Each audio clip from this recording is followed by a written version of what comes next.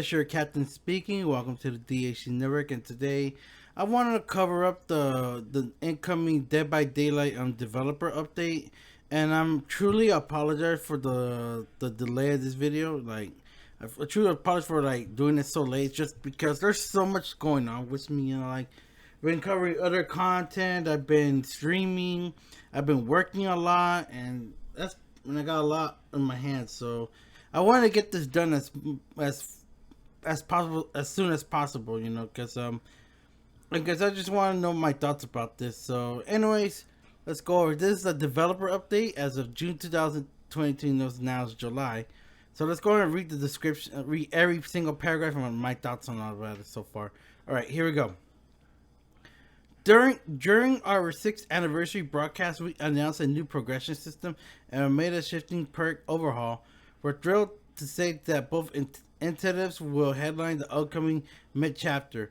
From the onset, it was important for us to release these changes as a package. Our objective is to shake up the current meta, provide alternatives, and make perks easier to earn. We were also careful to consider the reasons why this meta exists and address any base game issues this may have been concealing.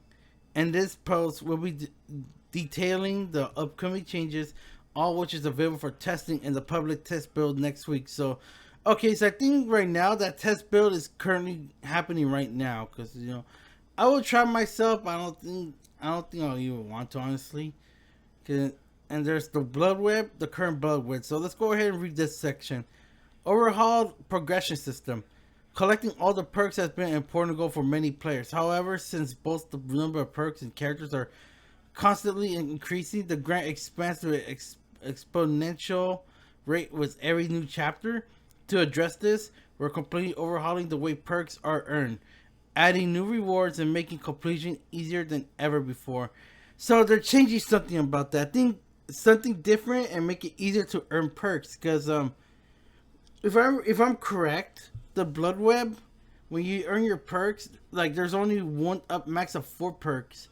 So I believe a change is coming, but how they're gonna do it though? That's what my question is, because for the sounds of it, I just don't think I think it's gonna be harder to earn perks. So let's go ahead and keep moving. Comparison. In the current system, you must reach level 40 on a given character to unlock all their teachable perks, then find those perks in the blood web of every other character. In order to unlock all the new perks on every character by the time the next chapter releases, you will need to play estimated average of 4.1 hours every day. With this new system, that estimates decreases to an average of 1.01 hours each day, and that's not even factoring in blood point bonuses from events, perks, or offerings. In other words, this is the single largest reduction to grind we ever made, cutting it by roughly 75%. Okay, I'm not liking this. I'm not liking this at all. The reason why I don't like it is because from what it's telling me, you have to play, if you want to get the perks for a certain character, you have to play an average amount of time. Honestly, I don't like that. And the reason for that is because, how can I say it? Because now that, this part right here, now they're cutting the blood point grind by 75%. That's a lot. That is honestly like, and you from a game that you average play, you make up to an average of 24k. Cutting that by 75, that's like 2,000 blood points in one match. That's bad. Because if you think about it, like getting all the blood points on that and the cost, that's a grind. If they really do that, that's gonna hurt the game a lot. And plus now, and the other problem is you have to play a character for a certain hour. Like for me, I'll tell you this, guys. I play this game, but I don't play all the time. A lot of you who watch who's following my channel for Dead by Daylight on streams and content, you guys likely play more than I do, because I only play it whenever my friends play it or I plan to stream it. But honestly, that's bad. It's gonna make Dead by Daylight even more hard to grind. Yeah, it doesn't matter if you have flans or birthday cakes, anything that you have from anniversaries. It's gonna hurt a lot. That's not good. Not good at all. So This gave me a bigger grind. This is not good, especially for those who don't even play the game all the time, like myself. So this is bad. That's not good at all. Cause this get pissed a lot of players on that, and they gotta think twice about this one. This hope does not happen, but it's likely it will. So I guess their little beta testing, I think what's it called? What's it called? The public test book. There you go, PTB. So, anyways, let's move on. Unlocking perks. The teachable variety is no more. Now perks are tied directly to prestige. Prestiging a character for the first time will instantly unlock the tier 1 versions of their unique perks for all other killers or survivors, making them immediately available for use without ever opening the blood web. Prestiging a character for the second time and third time will unlock the tier 2 and 3 versions of their unique perks. Alternatively, higher tier versions of their perks will appear randomly in blood webs once the first tier has been unlocked. Say you're Prestige the Trapper. This will instantly unlock tier 1 versions of Aggregation, Brutal Strength, and Unnerving Presence on all other killers. Tier 2 or 3 of these perks will now randomly appear in the blood web. Prestiging the Trapper again will make tier versions of these perks immediately available, and so on. This way, you only to earn the perks once to use them on every other character. The perks you unlock will be instantly available on any new characters as well, making them easier to pick up and play without substantial blood point investments. Okay, so I'm kind of 50-50 on this part. The good part is, it's kind of nice that when you have your other characters like reach a prestige, or higher, if you already have, like, for example, I have all legions perks maxed up to level 3. However, though it's gonna be available for the other character. Let's say if I started playing as Nemesis and I have Legion's perks on there and they're all level 3, that's good. But the one part that really bothers me is prestiging, because let me guys tell you something. Now with the whole game's gonna be a grind. Now to get to tier 50, or let's increase the tier. If we get to level 50 with the change, that's gonna be a lot. It's gonna be hard, guys, to get those perks. Like, if I want to start as Nemesis, I can get his perks. That's prestiging, so I start with level 1 of his perks. Then I prestige with prestige number 2, and I get level 2, and then so on like that. That's stupid, honestly. That's like the worst thing they're gonna do. Like, why would they do that? Because honestly, the way how you get the perks is actually better than this. The way they're explaining it, it's not even good. Because, oh yeah, and another question. What about the perks that don't relate to any characters? Like, for example, what's the perk that does not have any... Spine Chill, for example. That's just a perk. It doesn't associate with any survivor. Oh, excuse me, guys. It's not associated with any survivor. How the hell we're supposed to increase this level if it's not related to any character? That's why it's gonna hurt. Because how we're gonna get it to level 3 if it doesn't relate to other? It just makes no sense. It doesn't. Like, seriously, they gotta think twice about it. The perks that are not related to any other character should be on the Bloodway and keep it the way it is. Because if they don't, it's gonna hurt the game a lot. People are gonna be pissed, including myself. Because the way they described it, I'm not liking it at all. It's not good at all. They have to get those perks that are not related to any other character, whether it's killer or survivor. Keep those perks in mind. If not, leave them the way they are in the blood web, and there should be no problem. But now it's gonna be even harder. Now they're gonna cut the blood point grind. It's so dumb. That's so bad. I'm not liking this right now. I hope it doesn't get even worse while I'm reading this. Let's continue. No more resets. Prestiging has always been a bit of a dilemma. Do you give up everything for bragging rights, or do you keep what you have minimized the grind? Now that prestiging is the main way to unlock perks, we wanted to make the choice clear. Prestiging a character will no longer remove the perks, items, add-ons, or offerings.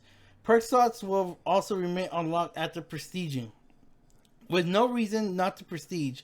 Prestige a character which is no longer optional. After reaching level 50, you receive a special blood web with only one single node. Purchasing this node will increase your prestige level and reset your character's level to 1. Okay, this one, I guess it's not that bad. The reason why, because I have a friend who prestige. She was prestiging Bill, William Bill Overcheck. That, and she told me if you start over, you lose all your perks that you earned, including the levels too. Like you have to get it to borrowed time, and it's only available. Well, you start off with borrowed time, but it's only at level 1. That's not good, and you have to get every single other perk that you have, even the teachable ones.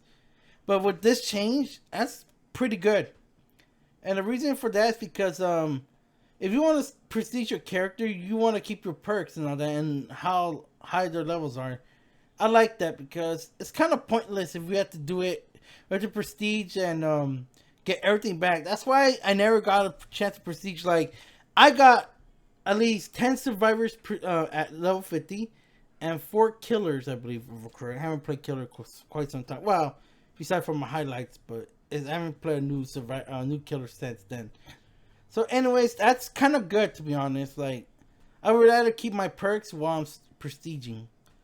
Kind of like what they did in Black Ops 2's prestige, man. Like, if you prestige, you can unlock a weapon you want, but this one's pretty better, you know. I'm sorry, Call of Duty and Dead by Dead are different games, but yeah, I'm sorry, guys. We have to edit that out because it just makes no sense. But you guys know what I'm saying, right?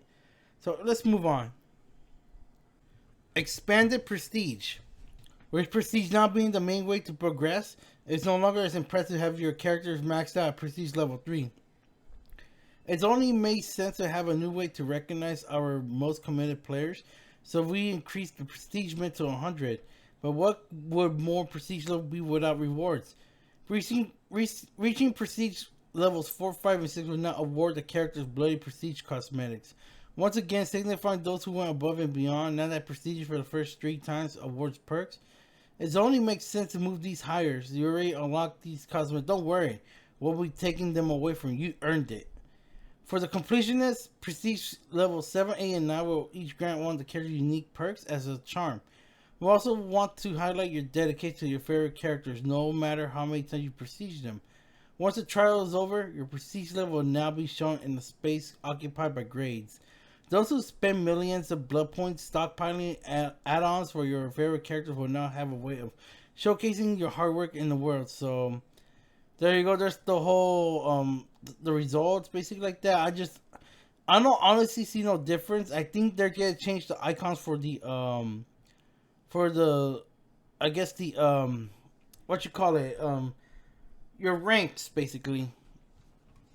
I guess they're changing that, but that's not what we're talking about. I guess they're talking about the whole prestiging. So prestiging, as of right now, from the upload of this video, they're talking about like the levels that you only max up to level 3, then you can't go no more. Now they expand to level 100, but I guess the rewards don't. You start earning rewards at the prestige 9, so that's kind of nice.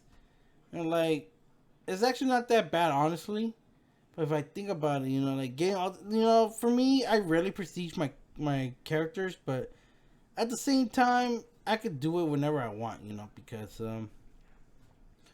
that's only if you care about the cosmetics, and I mean, I honestly don't care as much, but unless they're a good outfit for certain characters, because some characters don't even have that many good outfits, and that, for example, that'll be Jeff, basically. Jeff does not have any good outfits, and he deserves some more, so I guess you could prestige and get more of that stuff. So I guess that's all I can say about that, but it's not that bad. So, and you know, it's not bad of a change, to be honest. So I think I'm pretty much fine with prestige. So the prestige is level 100. It's a long way, but I think there's gonna be a lot of players who really spend a lot of time on this game. They're gonna probably get to prestige 100 anytime they want. So moving on now. Shrines of Secrets. Unlike before, where the Shrine of Secrets will offer teachable perks that then needed to found in blood webs, the shrine will now allow you to purchase perks directly. Purchasing a perk through the Shrines of Secret will make the tier 1 version immediately available to all killers to survive, much like Prestige. Subsequent tiers of that perk will also begin appearing in blood webs. You may also purchase a perk again to increase its tier. This works similarly with the Prestige system, as purchasing a perk you already unlocked through Prestige will increase its tier. Okay, so this one, I'm 50-50 on this one, because let's say you want to buy barbecue and chili, and you could buy it instead, like making a teachable perk. It instantly appears in your selection of perks. For example, let's say I start playing as Jill Valentine, and I want to get who has that perk? Who someone let me know in the comments which server has the perk ability to take down hooks without the need of a you don't know of a without the need of the toolbox. But you know what? Let's change that. Let's say I want to get that hard. If I want to, if I don't have that hard perk, I could buy it in the Shrine of Secrets. So, but the one thing that bothers me is you only can get level 1. But if it's there again on the Shrine of Secrets again, it gets upgraded to level 2. Once again, level 3, so on like that. But the thing is, will they keep the same price on it? Because let me guys tell you this. Shards are actually not easy to earn. You only earn it when you level up, basically. I have plenty, but those perks on the shrine are pretty kind of expensive. But they're gonna make it even more expensive if it's level 3. So I'm 50-50 on this one. It's good, but at the same time it's bad because basically people save their shards. Either they want to get a certain cosmetic, they want to unlock a new character, or they're just like they want to buy a perk basically from the shrine. But it's gonna be expensive. I have a feeling that's gonna happen. So it's gonna be good at the same time it's bad. Moving on. Transitioning to the new system. With many spending hundreds of, if not thousands of hours playing Dead by Daylight over the years, we want to make sure that everyone is rewarded fairly.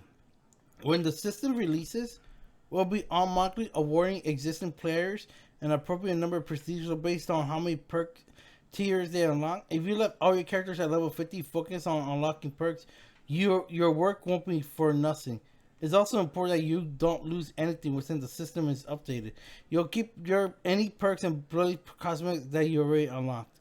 Those who reach prestige level 3 before the update will receive a special prestige icon to recognize their achievements and commemorate the perks and add-ons they lost in the process. We'll be hosting a live stream soon to show the updated system in action and answer any questions you might have ahead of the PTV. I think they already did that already. Someone let me know from the date of this upload. If they already did that already, I think it's kind of late for me, but I have to take a look at it whenever. It should be on their YouTube channel or something like that, and most of their social media. So I may have to check that up. I think it already happened already. So yeah, so this one's okay, I guess. I guess they're gonna put like what? How can I think about this one? Is I guess you won't lose anything like that once the system's updated. So, and plus they're gonna put an icon toward your characters that it shows that you already did this in the old way before they changed it. So, I guess not much to say about this part, but I'm just gonna move on. It's not that bad. Matchmaking incentives. Matchmaking has been a major focus over the past year, and we're maintaining that throughout year 7. Through many changes are planned to improve wait times and match quality. There are variables, I think that's how I pronounce. I'm sorry, guys. That we cannot control through code. Chief among them is the distribution of people playing each role. There are simply not enough people queuing for one role. The matchmaker's ability to create quality matches suffers. Being an Astro Metro game, Dead by Daylight works best when there's roughly 4 survivors to each killer. If this 4:1 ratio deviates too far, matchmaking time and quality will start to degrade. Too many survivors will cause survivor queue times to increase, while too many free server will cause queue times to increase. To complicate things further, this ratio varies great depending on your region, rating, and time of day. In some regions, we observe an access to survivor queue while others too few. Oftentimes, this will change over the course of the day. So, how do we go about improving this? Enter matchmaking incentives. Whenever the number of killers to survivors differs too much from the ideal ratio, will offer a blood point bonus to anyone who opts to play the needed role. This bonus ranges from 25% to 100% depending on demanded levels. These bonuses were shown on the main menu besides each role's play button, as well as beside the ready button. These bonuses double as an indicator of which role currently has the fastest queue times. If you want to get into a match as soon as possible, keep an eye out for incentives. Matchmaking incentives are unique to you and dependent on your matchmaking ratings and region. You may see a bonus for playing killer while your friend sees one for playing survivor. This is intended. Bonuses are dependent on which roles are needed to improve matchmaking at the time. For example, killers may need it where you are, but maybe an access of killers where your friend is playing. Playing in a group can also net you a bonus if survivors are needed at the time. However, this will only apply if your group's average matchmaking ratio is currently in demand. We believe these matchmaking incentives will improve both queue times and the matchmaker's ability to create quality matches. Heads up, matchmaking incentives will be disabled if crossplay is turned off. As most players will play with crossplay on, the system will be highly susceptible to manipulation, and switching roles will have a neglectable effect on matchmaking. If you'd like to take advantage of these incentives, we'll strongly recommend turning on crossplay through the settings menu. Alright, so this whole entire thing, it's all about the matchmaking. Back in the day, our matchmaking was so bad. Like, we've been sitting in the main lobby for like minutes or even hours. Like, the matchmaking was so bad at the time because basically either people weren't playing at a certain day or just I guess the matchmaking was so bad. But I think ever since the Aurelio came out, the matchmaking has improved so much. But since that, it's just it's been good. I actually like the matchmaking, but now they're make it better. Because if you think about it, guys, depends on the time. Like, for example, like if I play in the middle of the night, the matchmaking takes a while. But basically, it's asking like we're gonna need more survivors on this day, and on this day we're gonna need more killers. So that's pretty good. That's like a great way to know like when is really needed. You know, like the number of killers and the number of survivors. That's pretty good. But yeah, it's good because if you think about it, you know the ratio is good, but this is actually gonna make it better. So there should be no more queue times. It should not take that long. You should, once you ready up, you should find a match instantly. So this should be helpful. And plus, whenever they ask, they're actually putting extra blood point bonuses. That's pretty good. I like that. I think that will balance out the whole grinding the blood points in matches because they're cutting it by 75%. I guess it can help some way, but I'm not keeping my hopes up. And also this part right here, this last part, as how much I don't like playing against PC gamers. No offense to the PC gamers. It's just between console and PC. It's so different. You know, and plus I feel like PC games have more advantages than the console gamers. So I think I wanted to turn it off, but and plus even if you have crossplay off, you're not gonna find any matches. I've done that before and you can't find anything. So you have no choice but to turn on crossplay. So just keep this in mind. Let's move on.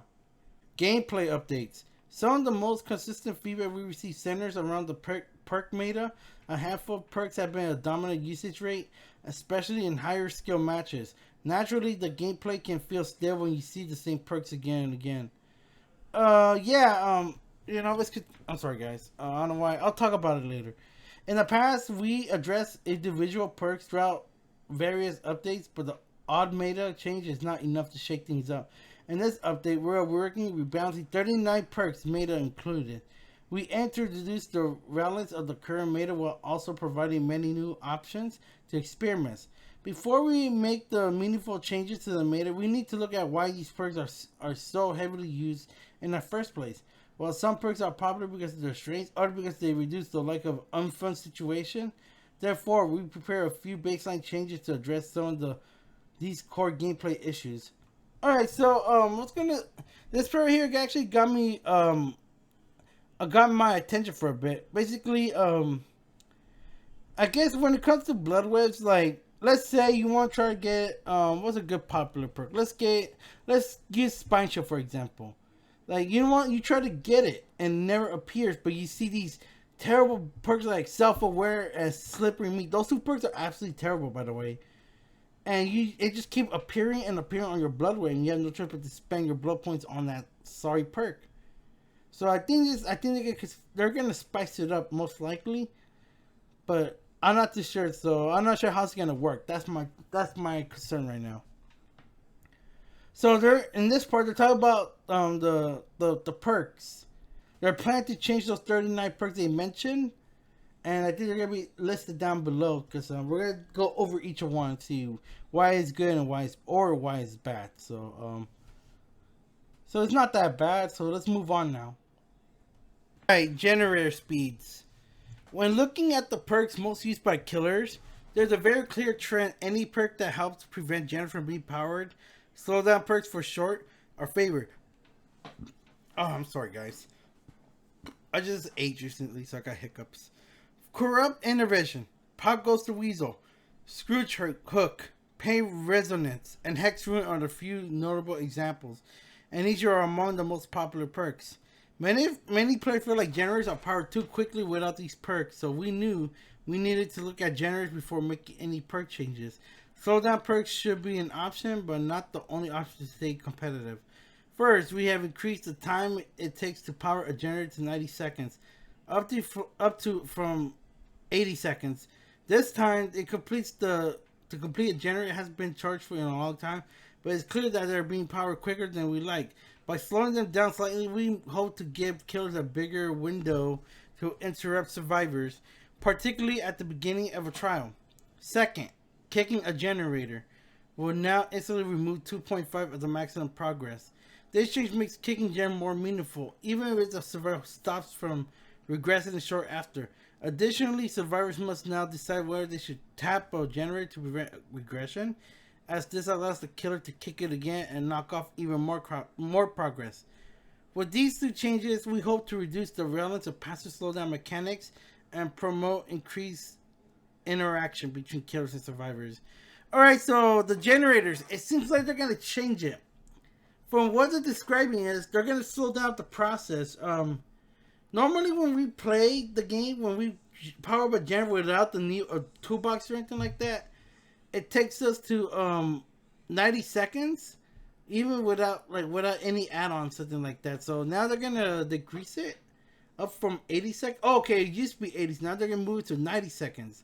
So it's gonna be even longer right now. And from what they're saying about kicking the generators, from what it's saying is 2.5 maximum progress. So it looks like the generator with the most progress almost done. It's gonna get reset badly. I can say it's good for killer, but bad for survivor. Cause and I kind of agree. Cause myself and I play as killer. Like these generators just end up powered up already. That's basically called power generate. I mean gen rushing basically. Especially when all four survivors split up and get all those generators done before the killer finds one of them. So it's pretty balanced, but at the same time it's kind of bad though. Especially if they use like the perks that slow down, like they block with the entity. It's kind of dumb. I don't like it, but I understand they're trying to make it more interesting, but at the same time, I don't know. I think it could be balanced. I don't know. What do you guys think about this part? You guys fine with the new changes of generators, or you guys think they're being ridiculous right now? So yeah, so we'll see what happens once the update goes live. General killer improvements. The average kill rates, how many survivors are killed each trial on average, are a little lower than we like. A sentiment echoed by many community members to ensure the killer feels like an unstoppable force to be feared. We're making slight improvements to many aspects of killer gameplay. We reduced the time it takes to break walls and power by 10%. Now 2.34 seconds, previously 2.6. Generators can also be kicked 10% faster below before. Now 1.8 was 2 seconds. While these changes may seem small, a fraction of a second can be the difference between hitting a survivor and then reaching a pallet. So, okay, let's continue. There's more. Next, we'll reduce the cooldown for successful basic attacks by 10%. Now 2.7, previously 3 seconds. And reduce the duration of the survivor speed boost upon being hit by 10%. Now 1.8% was 2 seconds. Moving forward, survivors will gain slightly less distance upon being hit, making it more difficult for them to run long distance to a safe area. Finally, we treat Bloodlust to increase its power quicker than before. In most cases, Bloodlust does not activate. There are rare cases where it can be necessary. The long buildup often leaves the killer in a bad spot, even if they eventually get a hit. We are adjusting Bloodlust tiers to activate after them 35 seconds of chasing rather than 45 seconds. As the first tier of Bloodlust has not changed, it will not be any more prevalent in the average chase. Bearing in mind of the general improvements above, we expect Bloodlust will become even more uncommon outside of exceptional circumstances.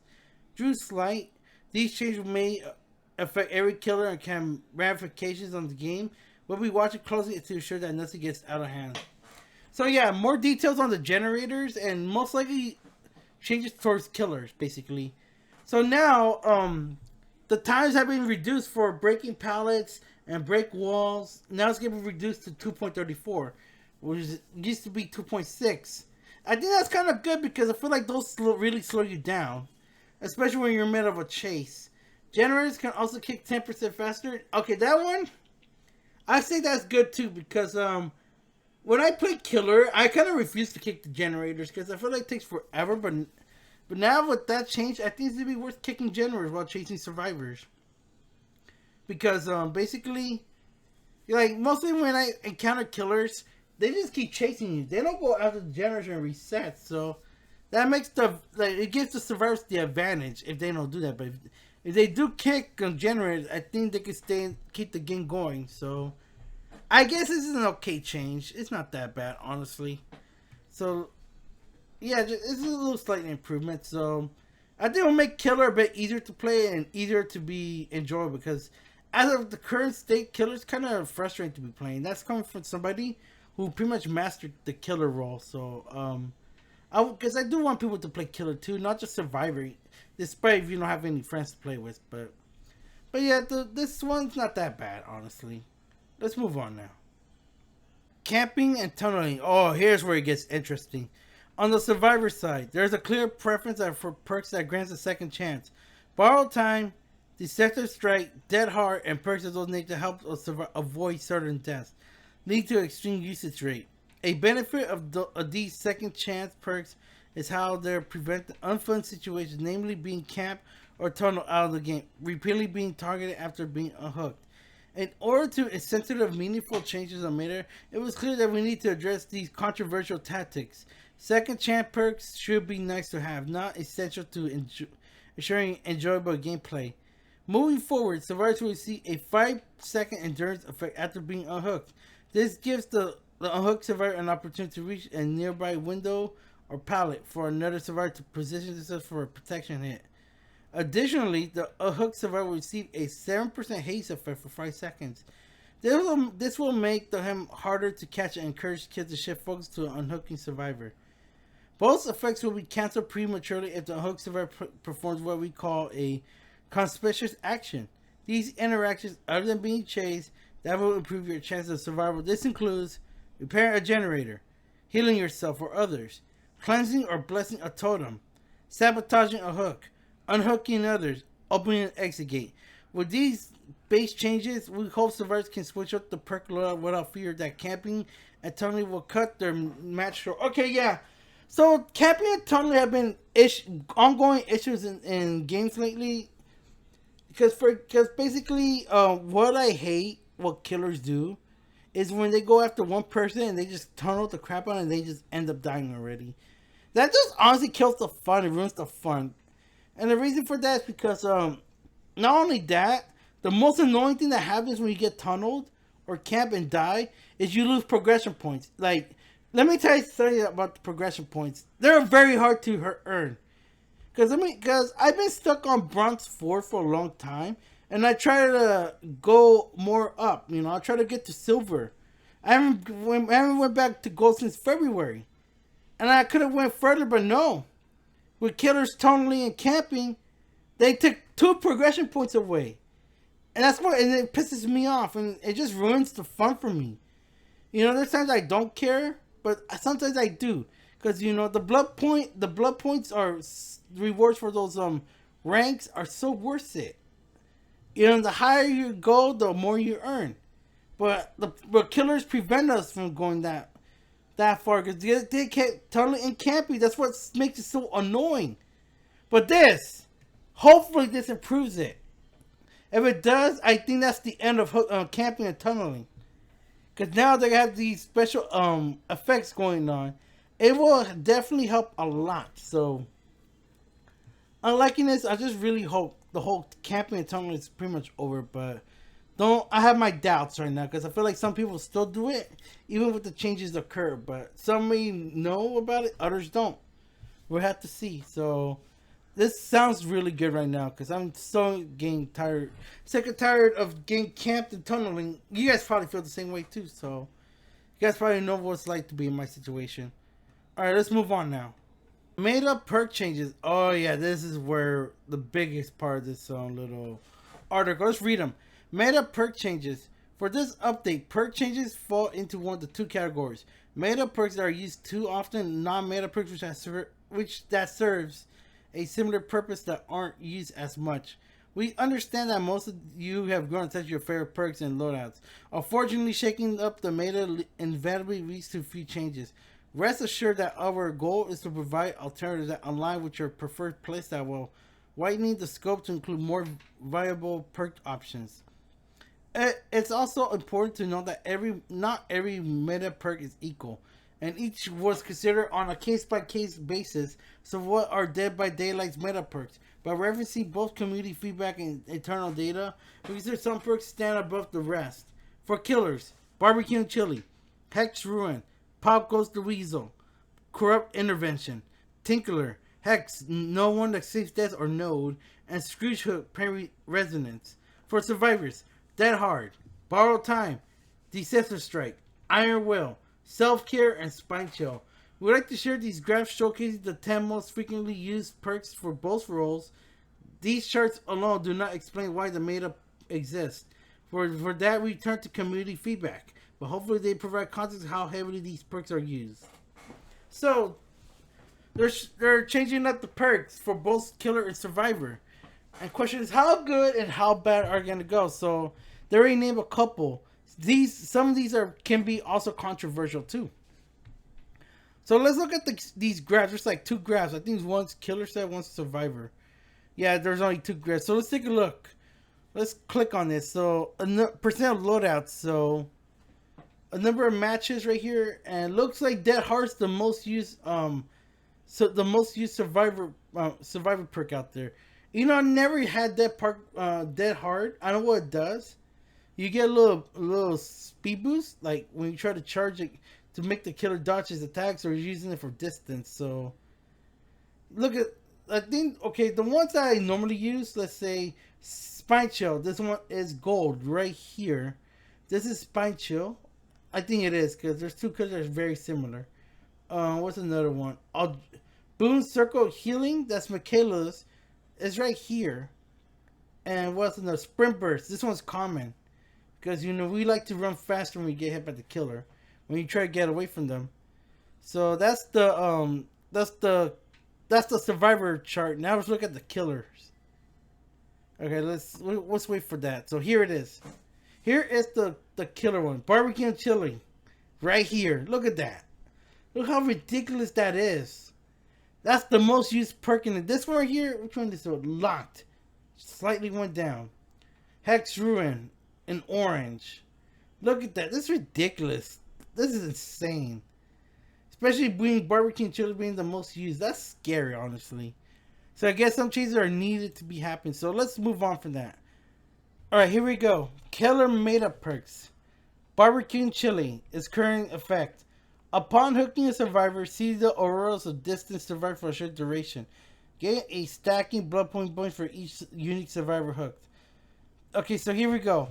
This perk is incredibly popular, not because it is particularly powerful, but because of the huge amount of blood points it provides. choosing to go into a match without massive social progression. We do not want blood points to be the driving factor behind perk choices, so we'll be removing the blood point bonus. While we understand this change may be shocking, please keep in mind that this update reduced the grind about 75%, which matchmaking incentives provides additional avenue for blood points. We believe this is a necessary step, making other Aurora reading perks more appealing, as blood point gain will no longer be the directive factor.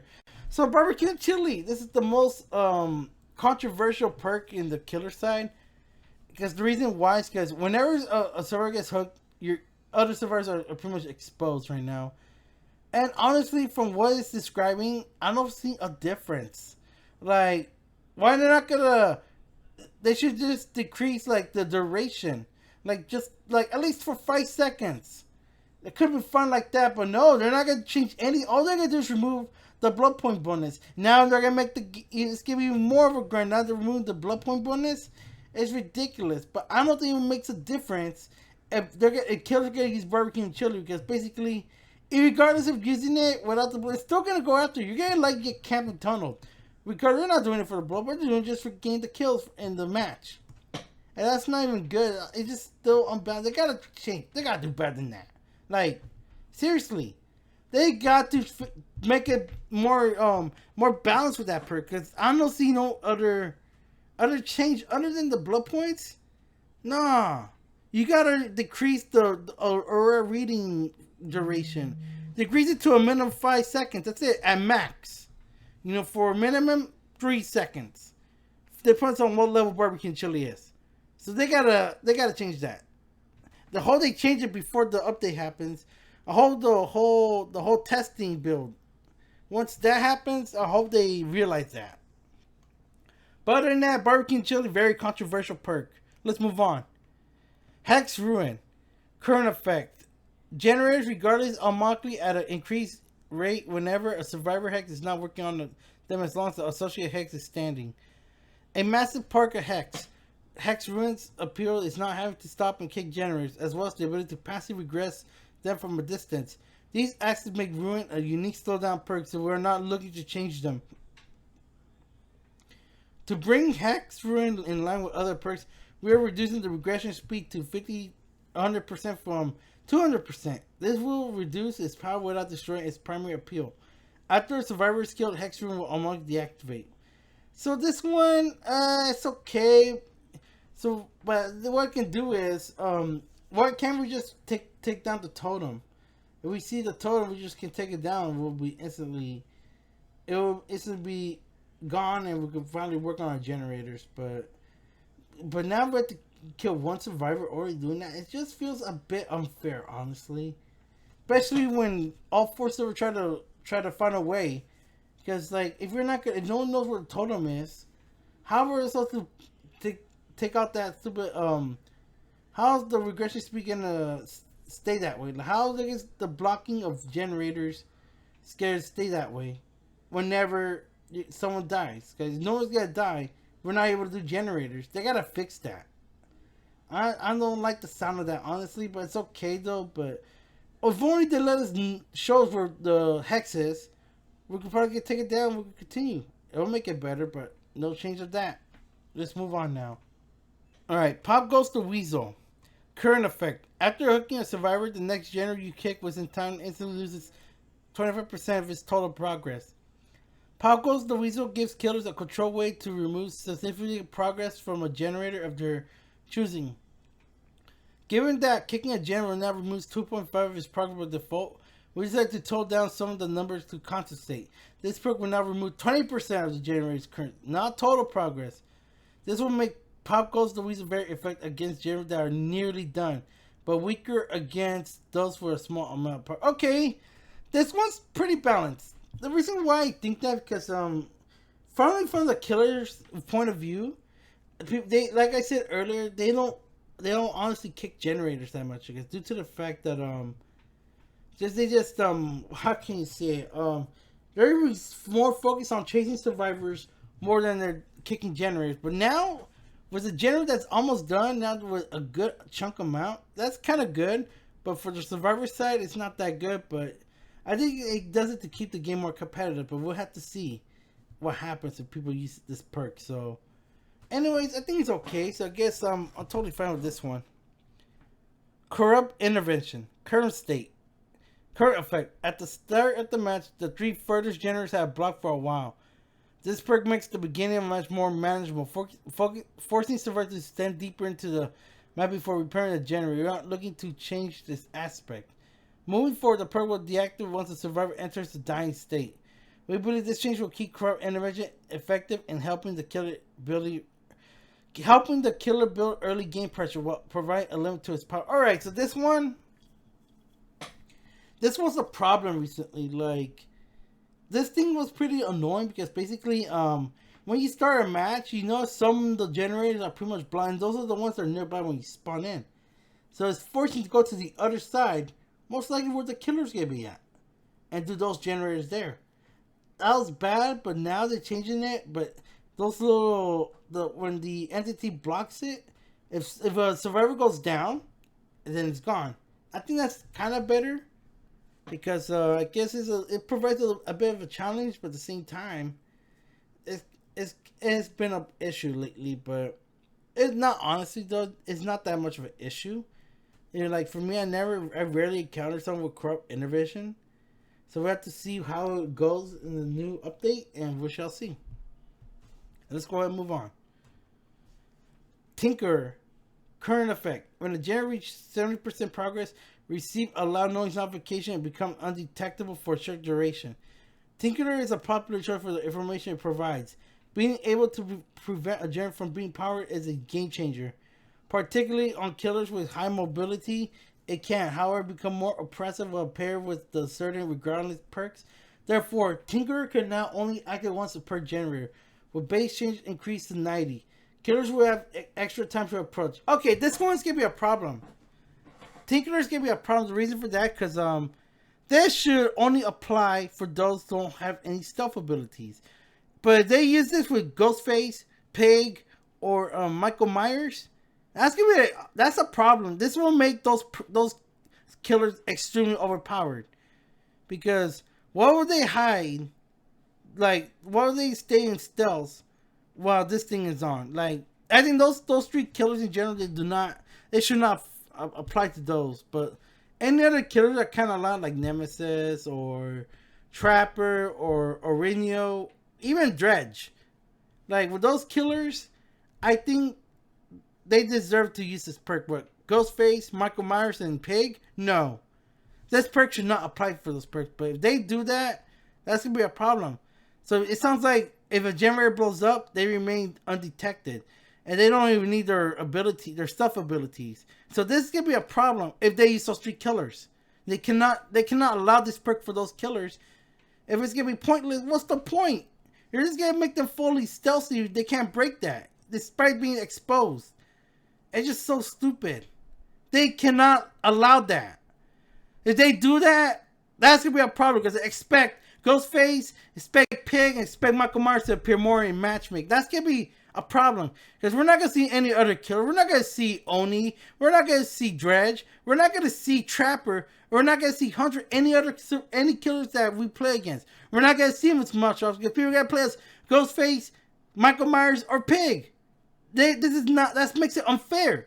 They got to apply for those other killers that don't have stealth abilities.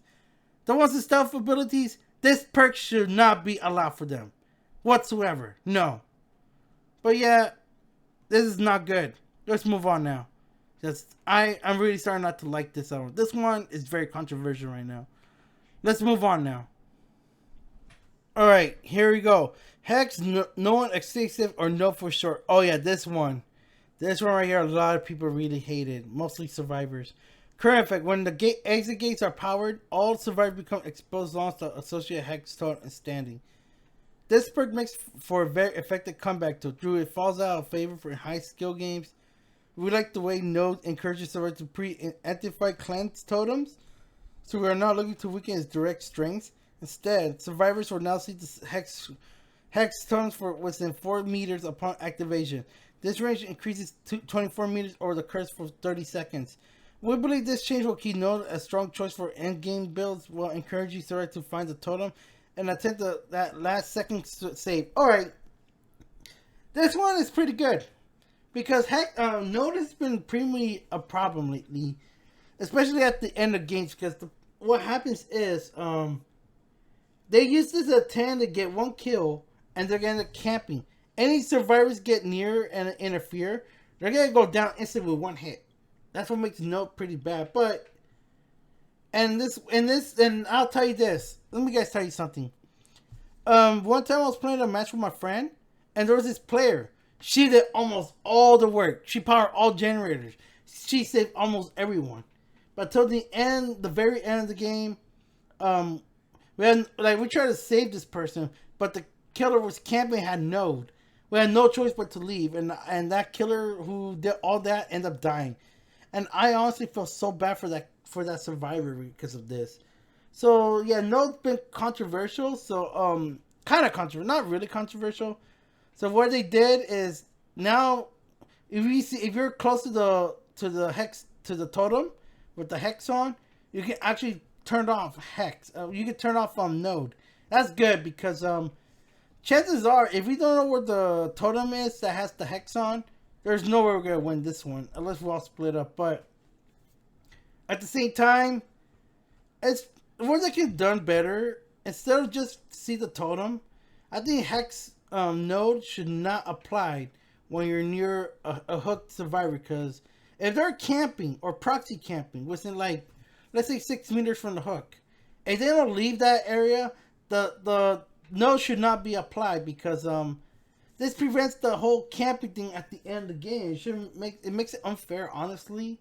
Like I said, I feel bad for those survivors that do all the work and are dying because of this. So yeah, the totem, we could do that, but at the end, especially the much time before the entity gets us, it's good.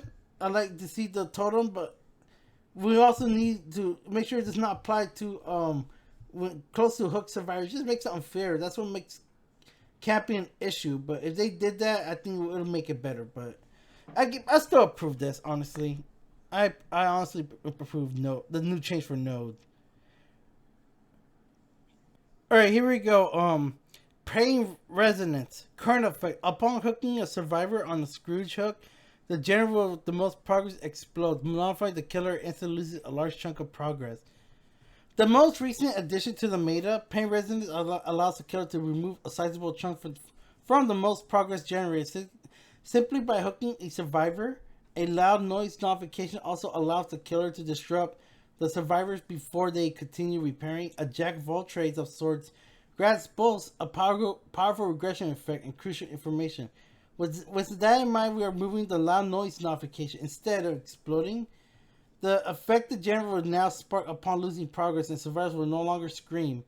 We believe that this will ensure Pain Resonance remains a strong regression per while limiting its informational aspect. Okay, then this one is kind of good. You know, I really encountered this kind of perk because from my side of view as a survivor, this rarely happens, honestly. You know, the whole screaming thing and the generator explodes.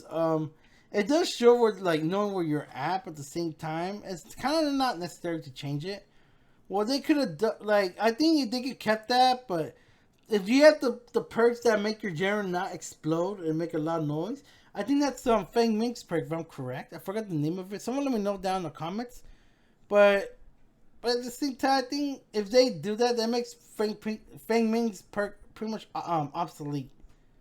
But I think this is good, but I think the resetting thing is actually a good thing. But everything else, kind of not necessary. I let the killer take advantage of just to camp and tunnel.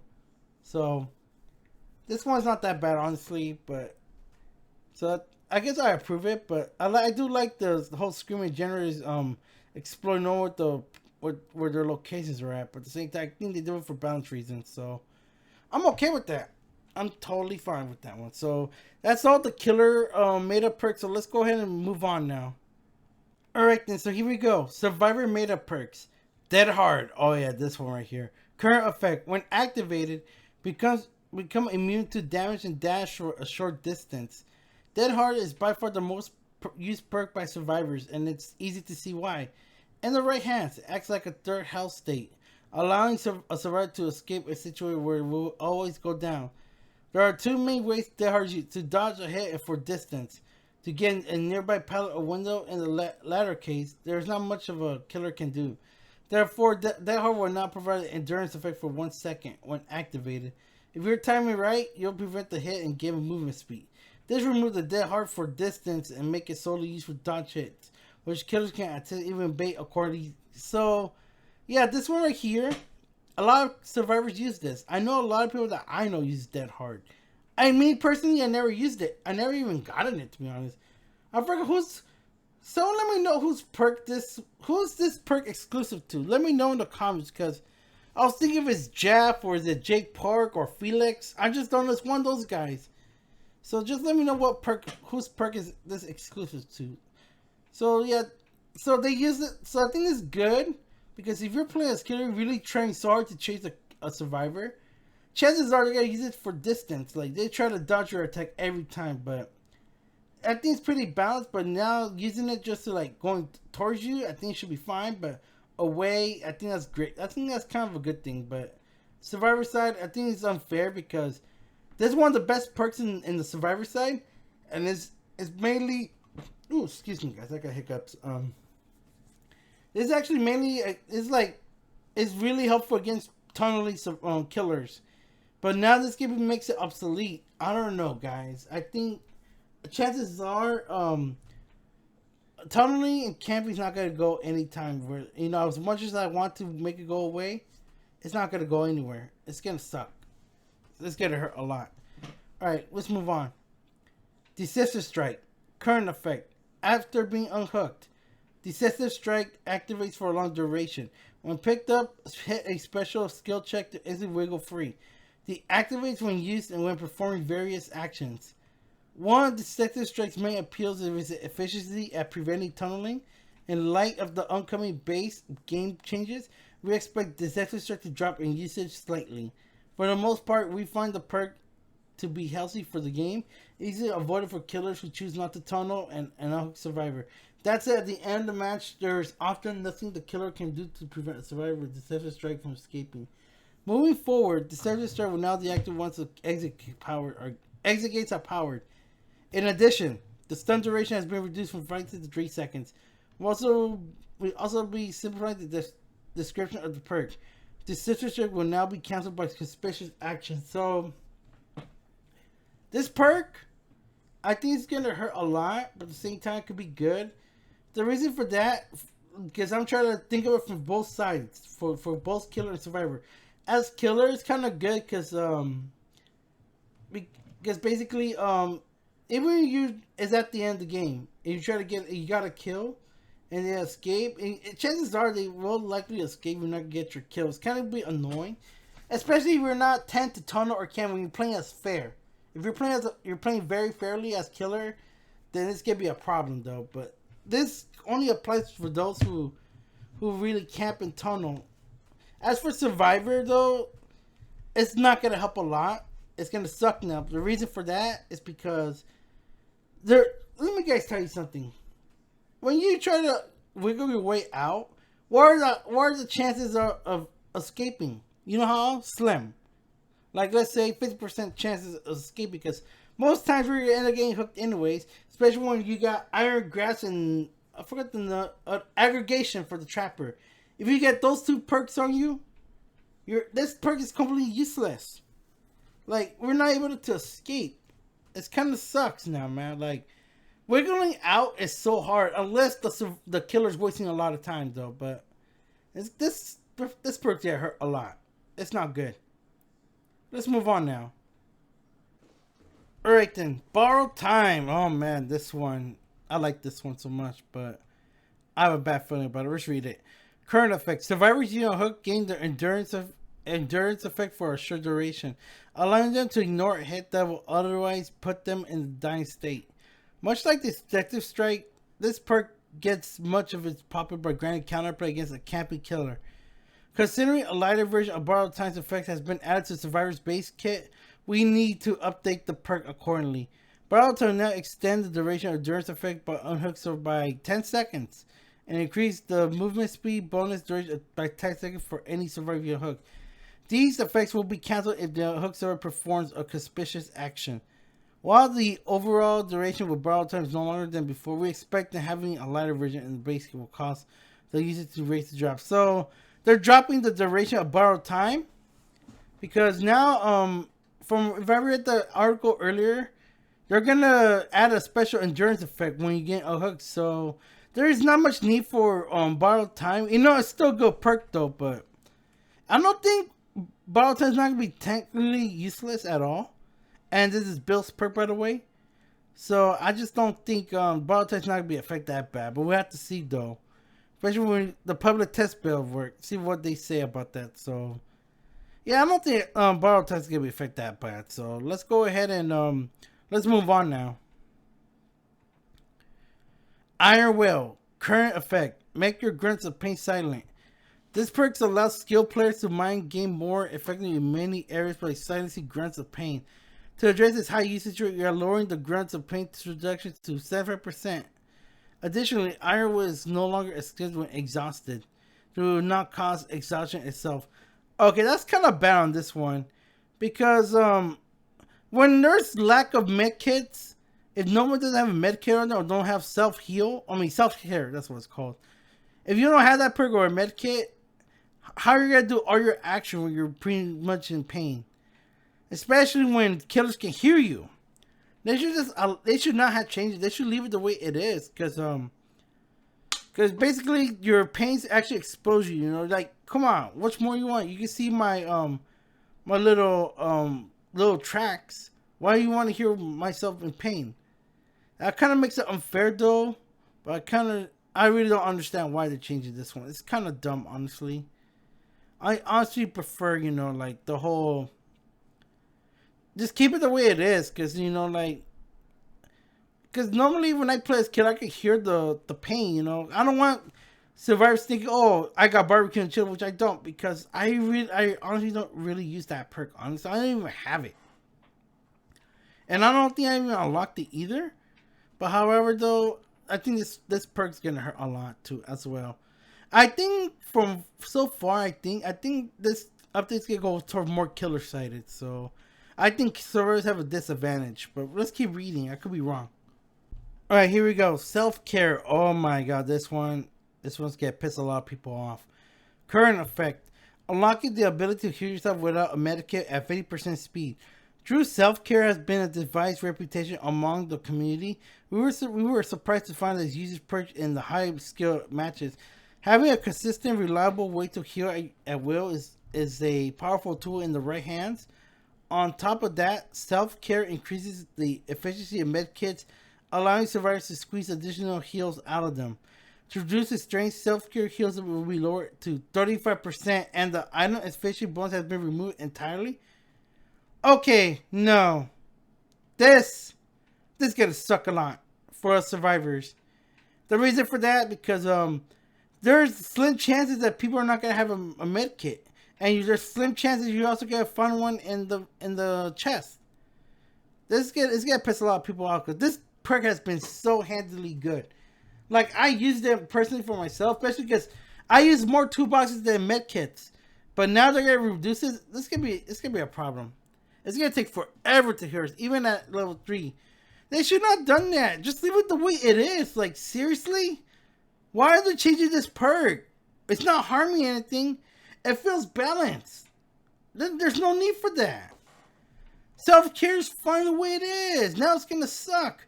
It's gonna make Claudette Morrow an obsolete survivor. And she was my second survivor, and I got this perk. It was so handy because I got sick and tired of not having a med kit. And especially because I like to use toolboxes better. The majority of people will agree with me that they use toolboxes more than medkits because they have this perk. And you also have survivors that can heal you. But without this, you're likely going to die easily. You're going to likely get tunneled. And you're likely to get camped. And there's a high chance you're going to die fast. And you're likely the first one to die. Without this perk, oh, it's going to be harder now to survive now. It's bad. And I don't like this at all. Self-care does not deserve to be changed. Leave it the way it is, behavior. Come on. Think twice about it. I just really hope the public test I'm sorry, I can't talk right now. The public test build proves them wrong that self care does not need these changes whatsoever. Hope we prove them wrong. Let's move them on now. Spine chill. Oh no. Current effect. Activates when the killer's nearby and looking in your direction, increasing the action speeds and the chances for skill checks. This perk excels at alerting survivors when the killer is approaching. And in high skill lobby, the vault speed increases becomes the primary draw. There are a few aspects that this perk will like to clean up. Spine chill will now only activate if the killer has a clear line of sight to the survivor.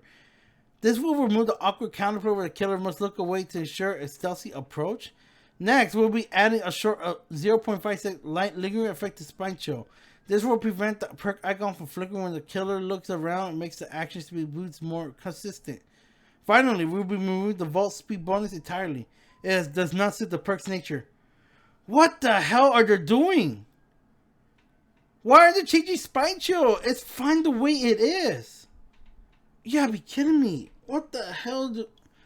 Spine Chill is so fine the way it is. Why are they changing it? The vault speed, honestly, I don't know. But, okay, now my question is, how's it going to work once it changes? So, only if the killer sees you, once he sees you, your icon's going to blink. Like, it's going to blink on. Like, no, that's not going to work. Because how's it going to know? It's still, we do not know when the killer's coming to our direction. Spine Chill's been one of the best perks in the game. And now they're gonna take that off. It's gonna make it obsolete. It's gonna suck.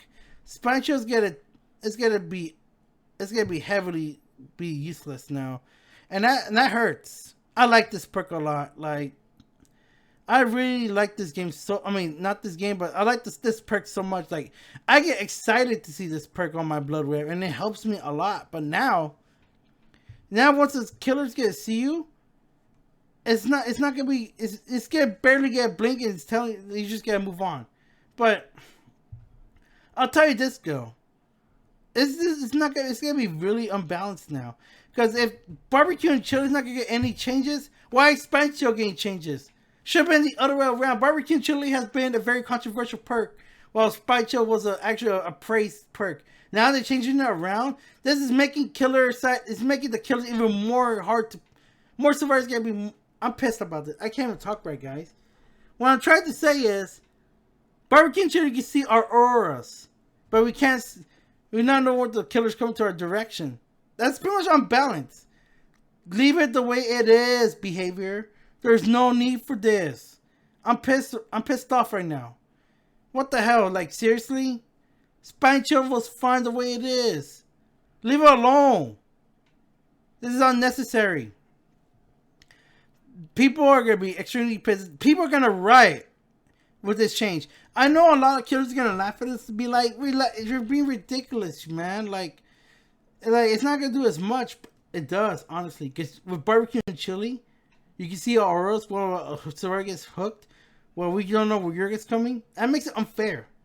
This makes it an unfair advantage right now. So, us survivors, we're pretty much screwed. Especially if it's one of our most earliest perks we have. Excuse me, guys. But, yeah, this is going to hurt the game a lot. I know just one perk, but with barbecue and chili not barely changed anything, with Spine Chill heavily changed, this perk is officially going to get destroyed. It's going to suck no more. It's going to be obsolete. No one's not going to use this perk no more after the change. So, thanks a lot, behavior. You just ruined it now. Non-meta perk changes. With so many meta perks being changed, we want to make sure that everyone has something new to look forward to. We update 24 additional perks to try out, the majority of which fulfill a similar purpose to the meta perks listed above. Overcharge. Along with its current effects, overcharge will cause a cake generates regression speed to grow from 100% to 400 over the course of 30 seconds. Survivors will want to stop the generator from regression as soon as possible. Okay, I don't think I ever used this perk whatsoever. I don't remember. I think I don't used it. I think that's why, because I just don't remember this one. So I don't think I have when I have Legion. Okay, let's use this. Let's continue now. Eruption. Eruption release was fairly safe numbers, but upon excuse me, guys. But upon reflection, we're comfortable increasing them. We have upgraded the general regression penalty to 10% and the duration of the encapsulated effect to 25 seconds. Yeah, this one I honestly don't remember using, but I don't understand what this means. But I think they're increasing the regression penalty. So every time you miss a skill check, whenever facing against a certain killer, we're likely gonna survivors mess up, it's gonna regress even more. So you gotta hit those skill checks perfectly if the killer has this perk on. Let's keep reading. Knockout. Those of you who like to leave survivors on the ground can have a little more peace in mind. In addition to its current effect, knockout will cause dying survivors to crawl 50% slower for 15 seconds and reduce their recovery speed by 25%. I don't know. This makes it unfair though, because unless you have detect that taps this perk, I think this is not gonna help out against. But other than that, like be slow. That's gonna suck, especially with the killer try to find the down survivor. So that's not gonna be good. Chorophobia. To make healing in the killer's terror radius even more unappealing, Chorophobia will now increase the speed of skill checks by 50% on its top of its current effect. I honestly don't know what this does, honestly. From what it's explaining.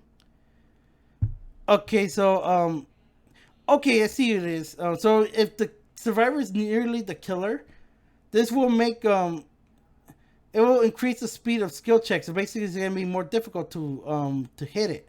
You're likely going to miss if this perk is applied to the killer. This one's mainly the clown. So if you face a clown with this perk, hit those skill checks where you can. Be careful. Dark Devotion. This perk is great for confusion and sneaking up on survivors, but the basic attack requires making it appealing for certain killers. Dark Devotion is now activates whenever the obsession loses a health state. I don't know. This one doesn't seem to do nothing, but I don't think it makes a difference. Like, I don't honestly does anything. I guess it's fine the way. I don't know, but I think it's gonna be still useless. But let's move on now. Jolt allows the killer to regress generously by downing a survivor. To make it more consistent and punish survivor plays, we have removed the cooldown. Okay, this one, I think it's going to make it unfair. Because whenever somebody gets hit and other people are working on general, it's going to explode. I don't like that one, honestly. It's honestly going to become, I don't know, it's going to be overpowered. I think it should be the way it is. Alright, anyways, let's continue. Lethal Pursuer. So, you like Aurora reading, huh? On top of the existing effect, Lethal Pursuer will now extend the duration of all Aurora reading effects by 2%. What? I don't get this one, guys. Someone let me know down in the comment what this one is about, because I never had this perk, and I never encountered it. I feel like this one doesn't honestly do anything. Let's move on. Scrooge Hook, Gift of Pain. This perk also shifts to a safety number, so we'll be increasing the action speed penalty to 60%. So they're making I feel like it does the same thing as which perk was it? I think it was Eruption. I think that's what it is. I just don't get it. These perks, some of these perks just don't make any sense, and plus they have less explaining. So let's move on. Okay, let me see. Yeah, there's an action speed penalty. Oh, okay, I see it now. But still, I don't think it's not going to help regardless. Thanatophobia. Another quick one. We're increasing the action speed of penalty to 5% for a maximum of 22. Okay, that's slightly due, but the action speed. So I guess as killer, I think you're going to be slightly faster, when hitting, kicking generators on us. I think this one could help. I think. I could be wrong. Let's move on. Scrooge Hook, Monstrous Shrine. Long we waited. Monstrous Shrine has received a rework. This perk now converts all basement hooks to Scrooge hooks. Additionally, Scrooge will now grant 20% faster entity progression, but only the killer is now not within 20 from you. I think this one, if I'm correct, that's the Orenio's perk, I believe. So if you get hooked into a Scrooge hook, So now the killers and survivors can die quicker than what normal hooks do. So this will give me handy, but it just works on the basement. So it could work, but it could not work. So that's all the obsolete killer survivor. Now let's move on to the survivor perks buffs. Here we go. Con Spirit. In addition to Con Spirit's effect, you can now open chests and cleanse and blitz so slightly. A blip at 40% reduced speed. Oh, 30%. I don't know. This makes a difference, honestly. You're just quietly, but still doesn't matter if killers use barbecue and chili. So I think this perk's not gonna work that well. Saboteur. After months of studying, Saboteur now identifies Scrooge herds. Their auroras are now showing yellow whenever a sword is being carried. Use this information to your advantage to prevent Scrooge from being... Okay, this could be helpful. Because if killers gonna use Scrooge hooks, I think this will balance it up and prevent them from getting camped or tunneled and getting killed easily. So this could be handy, especially for challenges. Botany Knowledge. Botany Knowledge now increases healing speed by 50% from... Okay, this one's gonna help a lot. I think I should start get this perk, guys. With self-care being obsolete, get this perk now. I think this is also another Claudia Moral perk, so I don't think she's completely obsolete. So get this perk when you can, guys. Off the record. Upon being a hook, gain the endurance status effect for 80 seconds. The endurance effect is lost upon performing conspicuous action. While this is a lengthy endurance effect, any game progression action will cancel it. Premature, making it pretty for evade the killer after being hooked. Okay, so I think this gonna help a lot when it comes to game camping tunnelly. So you're likely to be faster now, but if you make a mistake, this perk's no more. It's pretty much useless. But yeah, I like it, but I don't like where when you make a mistake, it just don't work no more. That's gonna suck. Lucky Break. This perk is great for escaping a chase, but the effect quickly runs out. We're giving a survivor a way to recharge Lucky Break. Each second spent healing another survivor increases Lucky Break's duration by 1 second. The total time cannot exceed at the starting duration. So I think this perk's gonna be handy now because I'll tell you guys this. I'm mainly a Yuri Kimura main, and I think this will help me a lot now because I didn't get this perk at first. Well, I didn't know what it does really, but I think it's gonna come in handy whenever you heal more survivors. I think you get in a second, so it will last longer. It's gonna be good, but at the same time, it's not gonna be that helpful. Pharmacy. Pharmacy used to guarantee an emergency med kit the first time you search a chest, which you either hope nobody takes before you need it or hide it in a far off corner like a med kit goblin. The hell? Now, Pharmacy will active whenever you're injured, guarantee an emergency med kit when you search a chest. This effect can help multiple times in one trial. Good luck stealing my med kit now, Meg. Okay, this one I think I may start using because I do have issues in the past finding a med kit, and I normally use generators. I mean, not generators, toolboxes. And on this one, if I'm trying to look for med kits I've already used for my toolbox, I just look in the chest and I'm guaranteed a med kit. This could come in handy. I may have to start using this perk now. You guys, I think I could be wrong, but this perk may change everything. I think this could be handy now. Let's keep going. Soul Survivor.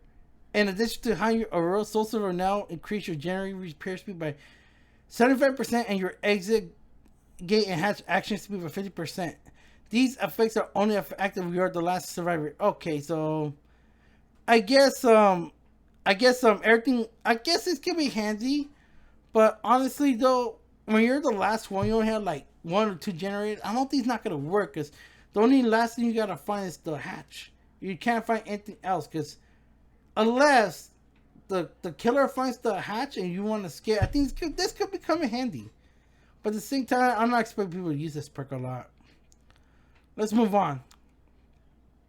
Distortion. For those who like to stay hidden, we had a way to regain distortion tokens. Gain 1 token for every 30 seconds spent with the killer's terror radius. So I guess you can hide yourself, especially I hope it works against barbecue and chili. If it works, I think this could be good, but if not, there's no way this perk's gonna be handy. Let's move on. Lightweight. In addition to Lightweight's existing effects, Your scratch marks will be more sporadic, making you hard to track. Your scratch marks will now fade fight 3 seconds sooner, up from 3 seconds. What? Doesn't make any difference. Yeah, this honestly doesn't make.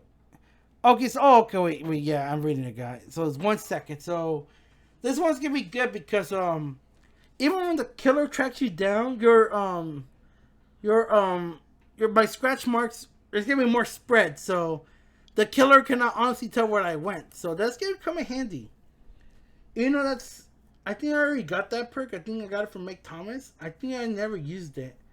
I thought it was fun the way it is. I thought it makes you feel lighter, like you feel more faster, but I guess that's not how it works. Let's move on though. Deja Vu. To help power the three closest generators, Deja Vu will now grant a 5% repair speed for the revealed generators. That's okay. I think that one's not that bad, honestly. The three generators, I think that'd be good enough. But is it just for you or is it for your teammates? That's my question. Likely for the survivor with this perk, but I don't think it works with the team. Alright, this one's gonna come in handy though. Next one. No One Left Behind. Behind its current effects, No One Left Behind will grant a 7% movement speed from any survivors you hook. Addition now activates when the gates are powered rather than open. Okay, that's better. That's honestly better. I think that's gonna work pretty well because one of my friends used this perk for her, Mick Thomas, and I don't think it doesn't work, but now it does now. It's gonna come in handy, so I think I approve this. I just hopefully it's really good. I may use this soon. Dark Sense. We changed the way Dark Sense works. When the generator is powered, Dark Sense activates. The next time the killer comes with 24 meters of you, the aurora is reviewed for 5 to 10 seconds. Dark Sense then deactivates. I guess it's good at the same time bad, so I guess it's okay. Tenacity. In addition to the current effects, Tenacity now reduce your grunts of pain by 75% when in the dying state. Combined with the increased crawling speed, this perk will now be much more effective crawling away from the kill. So this is gonna come. I guess it could work, but unless the killer has the aurora ability to see where you're at while you're down, so most likely completely useless. But it's okay though. I have this perk though. Hope. Okay. Hope is great for those who like to make late game saves, but the limit duration causes it to expire at an inconvenient time. Since this perk is only useful at the end of the match, we remove the duration entirely. Okay, that's better. I get this perk all the time, but I never use it. So I think this makes it even better now. So I guess it's a win, I believe. Alright, here we go. Overzealous? I think there's a new perk. That's the new for the Haiti character. In its current state, cleansing a totem grants you a repair speed bonus of 8%. Now that bonus doubles if you cleanse a pet. So, okay. That's really good. I like that. This can come in handy, but what are the chances of finding a totem unless you got the one of Detected Tasks perk when you see all the totems and other stuff. So, if you have Detected Tasks perk, if you get this one, it's going to come in handy. But if you don't, it's useless. Don't bother with it. And lastly, we got We're Gonna Live Forever. Much like barbecue and chili, this perk features a massive blood point bonus. We do not want blood points to dedicate which perks are used, so we remove the bonus blood points from We're Gonna Live Forever. This change will release at the same time as the progression overhaul, which expect to cut the grant by about 75%, which Matchmaking Incentives provide an additional avenue for blood points. Additionally, actions that previously granted a token will now grant the perk's secondary effect. While active, healing a survivor from the dying state grants them the endurance effect for 10 seconds. The secondary effect of We're Gonna Live Forever then deactivates. Okay. This one, I didn't know this is like a survivor version of barbecue and chili whatsoever. I had no idea. Yeah, so long with the blood points, which kind of sucks now, but now this other stuff, now that's a great change. Now once you're healed, you got the endurance effect. That's good. I think that will definitely balance, especially against barbecue and chili users. This gonna come in handy, so I may have to start getting this perk whenever I see it. I don't know who this is exclusive to, but probably just by its own. If it's on the Shiner Secrets, I'm getting it. Alright, I think we made it to the end of the article. We realized that following these changes, a new meta will surely rise. We will closely monitoring the performance of each updated perk to ensure that none falls too far out of line. Moving forward, we hope to make metas shaking updates like this one a more frequent part of our plans in order to keep gameplay feeling fresh. Was that we reached the end of the edition of the developer update? Kudos to those of you who made it this far. It was a long one. Oh yeah, it's long. I'm sorry about the long duration of this video, guys. As always, these changes will be available for testing next in the public testing build. Given the number of changes made, we'll keep an extra close eye out for feedback. We'll also be holding a live stream in the near future to review the update and answers any questions you may have. Until next time, the Dead by Daylight team. So that's pretty much everything that I covered, guys. I apologize for this video being extremely long. I did not know there was so much to cover. But what do you guys think about this update? You think things gonna make the game better or will make the game worse? For me, I'm kind of 50-50 right now. Mostly the survival. I feel like it's gonna be more killer sided, guys.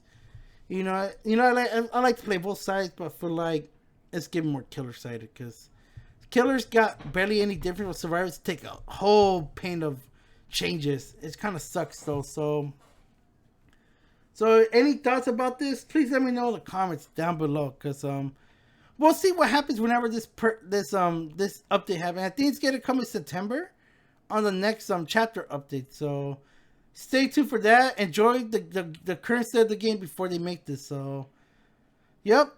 And also the PTV is already happening, and I think they already did the live stream already. So yep, that's it, guys. I guess that's all I'm gonna cover right now. So ladies and gentlemen, hope you enjoyed this video. If you did, make sure you give it a thumbs up, you hear my subscribe.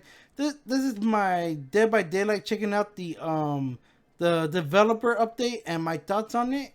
So as always, thank you for watching.